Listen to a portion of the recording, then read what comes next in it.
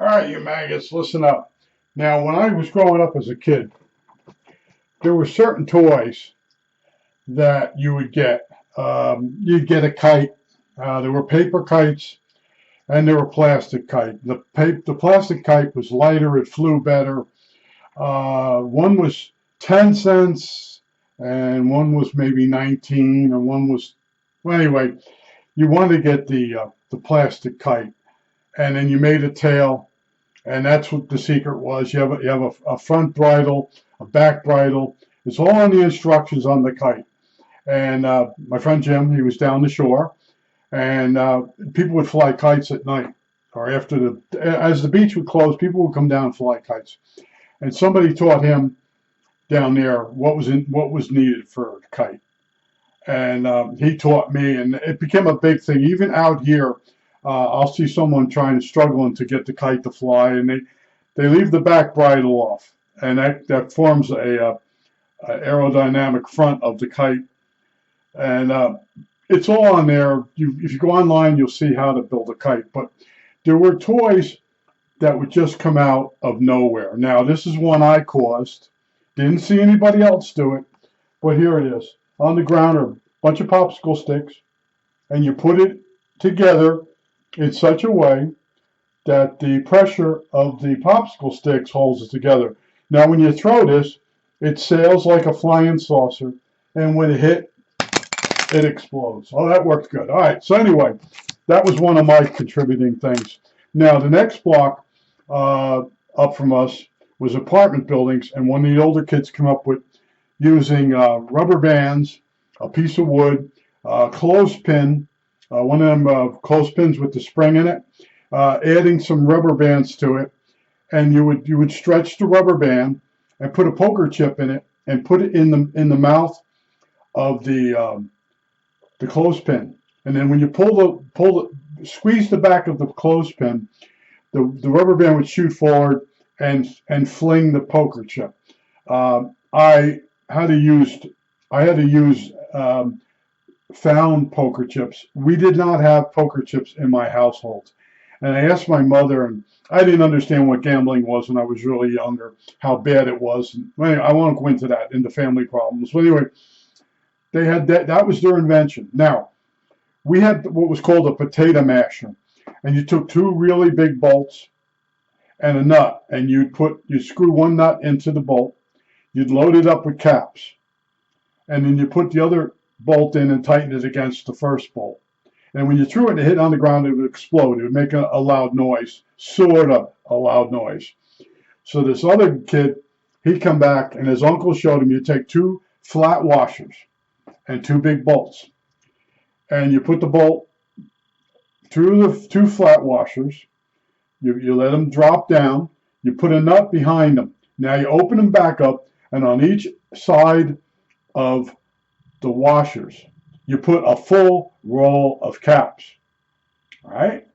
Now, you tighten the nut down, and trapped between two flat washers, big flat washers, are two rolls of caps. When that hits the ground, that's louder than any firecracker or any cherry bomb we had as a kid. Now, that wasn't louder than the M80. An M80 was the summons for the police. If you shot an M80 off in my neighborhood, that was like the Batman signal to bring the cops down. So we didn't do it.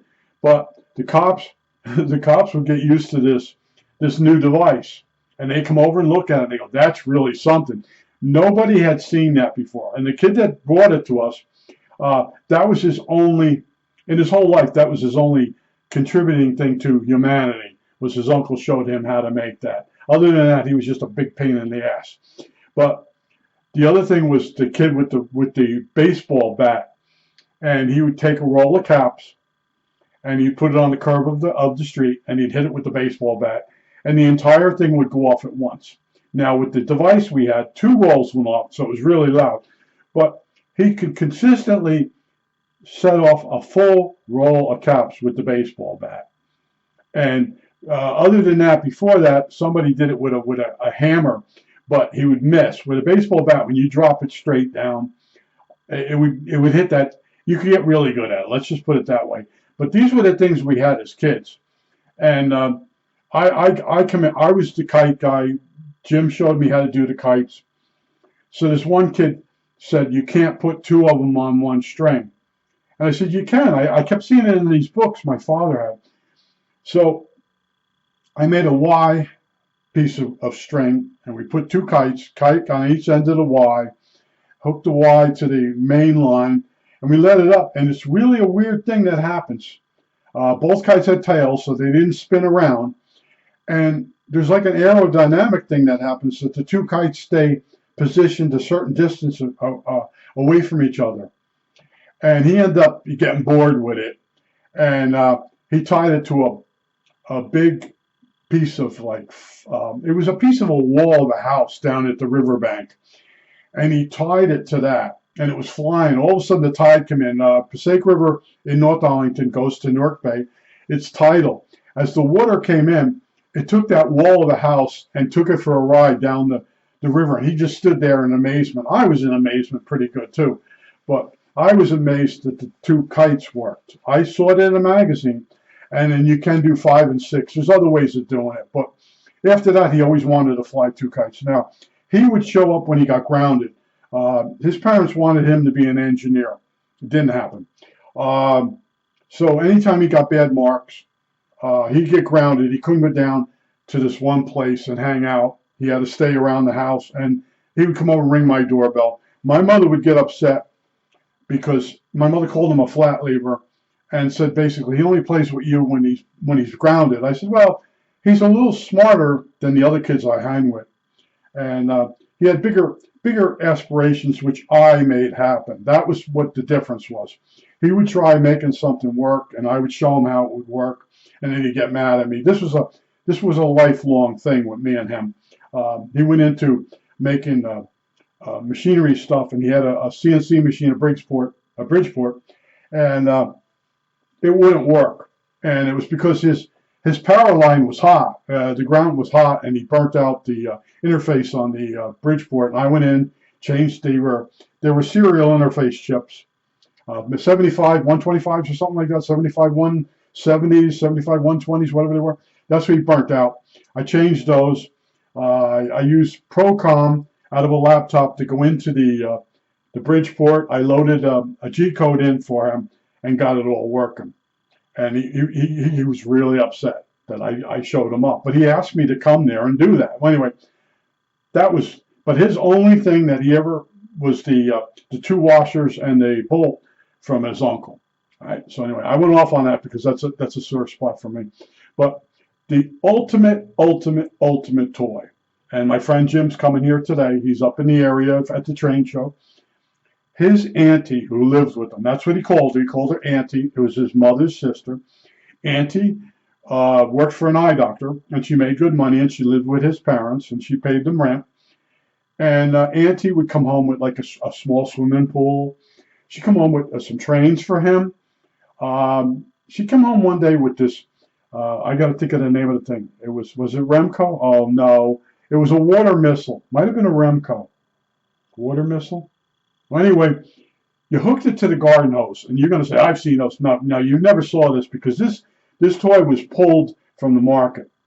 And it was invented by a real rocket scientist, a guy that helped, go look it up, he helped design the first Barbie. He worked for that company. Now, Barbie was Mattel? Remco? Mattel. I think it was Mattel. Mattel water missile. Yeah, okay, I got it. So anyway, this was one of their head engineers. And the missile is like 2.5 feet, the bottom section. The top piece is like 15 inches. You have to put pegs in the ground to hold the water missile for when it shoots off. Now you run your garden hose to it. It takes 2 minutes to fill it up. So it fills the bottom stage, and then there's a locking mechanism that gets activated, and then the pressure goes up into the second stage. Now, the reason this thing works so good, we were at the bottom of a hill in North Arlington on Fisher Place, and I found out later on by a guy that bought the water company out. The guy came down and tested the water pressure, and he says, your water pressure is way too high. It's supposed to be 85 pounds. He says, It's 1:30. I said, that's why that rocket works so good. So Jim puts this thing in his backyard. They drive the stakes into the legs. It had 3 legs on the bottom. They look like missile launch legs. That missile look to it.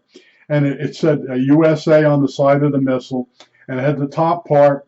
And it come in 2 types. The top missile came with a cap mechanism here. Put a bunch of caps in it. When it comes down, hits the ground, it goes off.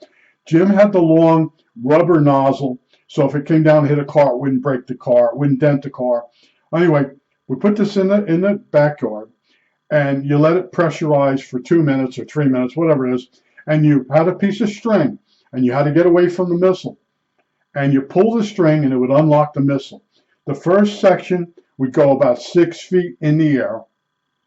The second section, I'm going to tell you, we were young, and our eyesight was good. The second section would almost go totally out of sight.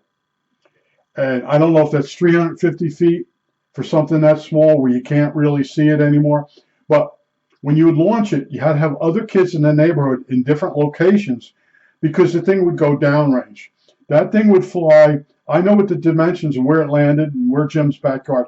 That thing would fly downrange 500 feet. So figure it went 250 up and downrange 500 feet. And it was called a Mattel water missile.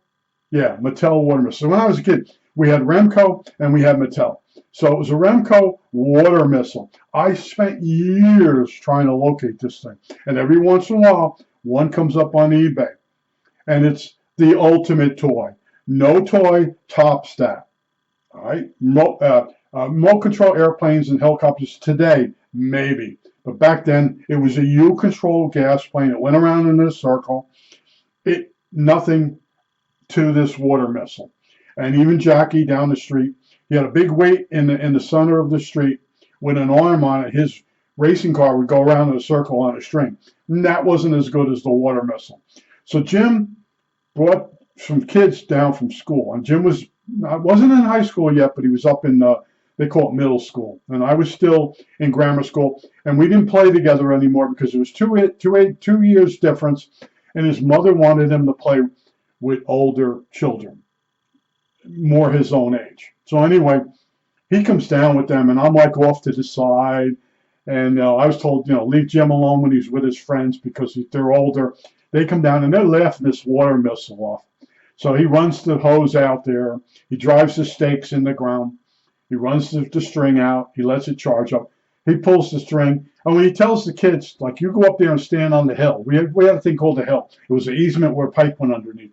One kid stood there.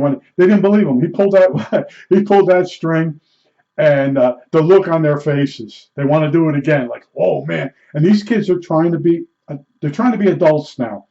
They don't want to be a kid anymore. And that water missile, when you saw that thing come off the ground, and even the bottom stage went like 6 foot in the air, and you had to make sure you were out of the way of that thing, because if that come down clunky in the head, that would hurt. But that was the ultimate toy. That's when we used to sit on the curb. Years later, we would mention the water missile. Now, how the water missile ended up, I can tell you, because the guy that stole the missile died. The water missile went up and landed on Jim's roof, and you could see the missile in the gutter. And we had a big windstorm, and it blew the missile out of the gutter. Jim's father was going to go get it. Well, anyway, the missile come down on the ground, and Fardy Artie picked the missile up, coming back from school through Jim's property. They did not talk to each other. They were the same age, but different schools. And Fardy Artie went home and put it in his garage. Now, I come over to the garage to talk to Fardy Artie, and I'm calling him disrespectful this because what he pulled was, you don't do as a kid. So I said, that's Jim's missile. How do you know that? I said, that's Jim's water missile. All right, back then I didn't call it. I called it a water rocket. The real name is water missile. And he made it disappear. So when Jim went over to retrieve the missile, he swore up and down he didn't see it. So we lost the water missile and the chance to shoot it up again. But I spent years looking for that toy. And what happened was, Auntie worked down in Newark, New Jersey, and she worked for an eye doctor. And when she came out, she would stop at the top stores. There were top stores for richer people to buy their children toys. And she would go in there and buy a toy that maybe had gotten recalled, and it required adult supervision. It was the Mattel water missile. Remco. Remco's in my mind. Remco, I had relatives that worked in Remco, and I had all the toys from Remco. The little smaller ones, they would bring me, what would it be, on Christmas Eve? They would bring me the toys. And then sometimes we have a reunion for the family.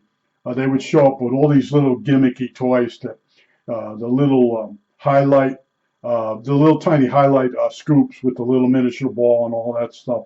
I had a good childhood. I really did. And then I continued it into adulthood with the electronics and all that. But I just wanted to show you or mention old toys that you might have made. I showed you my popsicle stick bomb.